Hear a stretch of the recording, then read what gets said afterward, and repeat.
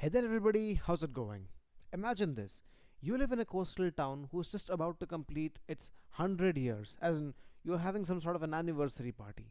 But turns out, your town was built on a bunch of lies, and that lie is now coming back to haunt you, and perhaps to kill you as well. Imagine if everything that you knew for the last 100 years about your town was a huge farce, and one fine day that ceiling of illusion was broken. Today we're going to talk about 1980's The Fog, a movie directed by John Carpenter that is not exactly mentioned much in his filmography, but yeah, I do love the movie with all its heart. So without any further delays, let's get into the video right away.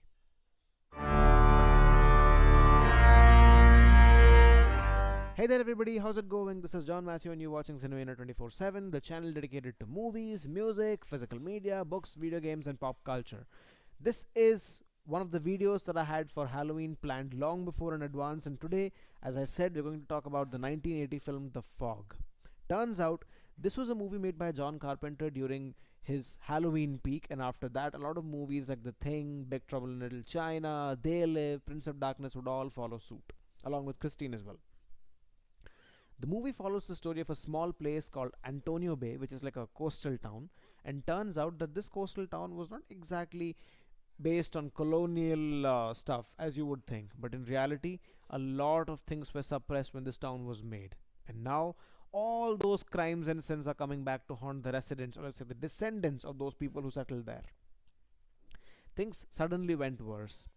You have a priest, you have strangers, you have a lady on the radio, you also have a little child as well who happens to be the son of the cinematographer of the film. A lot of stuff going inside, brutality and gore to its best, and atmospheric horror. If anything exists like that, The Fog is a perfect example of it. We're going to talk about some of the facts of this movie and how I feel this movie has aged over the years and why I like it, and probably you should give it a try as well. Before that, please subscribe to my channel as it helps me keep making more videos like this, and I'm going to experiment a lot of new things on the channel as time passes by. So without any further delay, let's get started. The Fog has a very impressive cast. Let's be real. Most of the cast of this film is just some sort of a casual repetition of movies like Halloween, and of course, you also have the cast eventually going on to reprise roles in movies like Escape from New York and Christine, and even movies like The Thing as well, which of course is a cult classic right now, although it is not a cult classic from 1982, which was not considered back then. Anyway, the cast is very impressive. The guy who played Father Malone, I don't exactly remember the man's name, but he did a fabulous job as the priest, the town's central priest. Adrienne Barbeau, who was John Carpenter's wife back in the day, also made a good role with her radio jockey thing. It was very impressive. I liked how most of the cast members act like genuine small town people without having much amount of dialogue. Although the dialogue in this movie is a little off, if you ask me. You don't really have many memorable lines like how you had in Christine or They Live or The Thing, or even movies like Big Trouble in Little China as well. But nonetheless, the cast manages to pull off a very good performance. And out of all the people in the entire cast, I guess Adrienne Barbeau and Jamie Lee Curtis, along with the guy who played Father Malone, stand out in massive majority. Let's be real on that.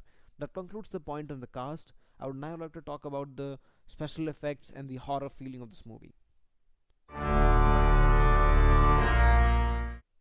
My second best part about this movie could easily be how they've created atmospheric horror in the film. Every time you see the sea pirates come and do their stuff that they're supposed to, you actually see a cloud of fog come towards you, and then they do whatever it is they're supposed to. They knock on your door and they just sack you into bits and pieces. It's like slasher horror, gore, and of course gothic horror along with some atmospheric horror combined. The fog effects that they have created are absolutely commendable even after 4 decades of the film's release. I like how the little things that they manage to create, like small stories that they have, which are very relatable for a small town setting, which makes a lot of sense considering that it was also inspired by small English towns as well. Because John Carpenter was apparently inspired by some British horror movies of the same time or some time before, and he took the inspiration and made something of his own. I'll actually watch those original movies as well sometime if I ever find the window to. But yeah, I do think the special effects have still aged very well after all these years. And there's no doubt that this movie has also become like a cult classic for all this time. Sure, people may be divided in terms of the screenplay and the structure of it, but then again, let's be real. John Carpenter movies have their own unique flair, and no matter how much ever you try to debate, these films are always unique in their own way. Even the bad ones have something good about them. Escape from LA, we're talking about you. Anyway, that concludes the point for special effects, and now I will get into the theme and some of the other things that I like about this film. The Fog, unlike any other John Carpenter movie, largely relies on atmosphere. Christine is something that goes into the psychological and more on the vehicular horror spectrum. Then you have The Thing going into a psychological horror again, because you don't trust who is the alien and who is not. You also have a movie like Prince of Darkness, which is like science and paranormal stuff combining together to give you weird things that you can never forget even till the end of the movie. At least that's what I had with Prince of Darkness when I first saw it. Also, again, if you talk about movies such as Ghosts of Mars, that's a different film for a different day. It is too many genres being combined into one. Essentially, it's like Assault on Precinct 13 combined with Escape from New York along with a generic horror movie or zombie movie, and that's what makes Ghosts of Mars. Anyway, that's a different film for a different day.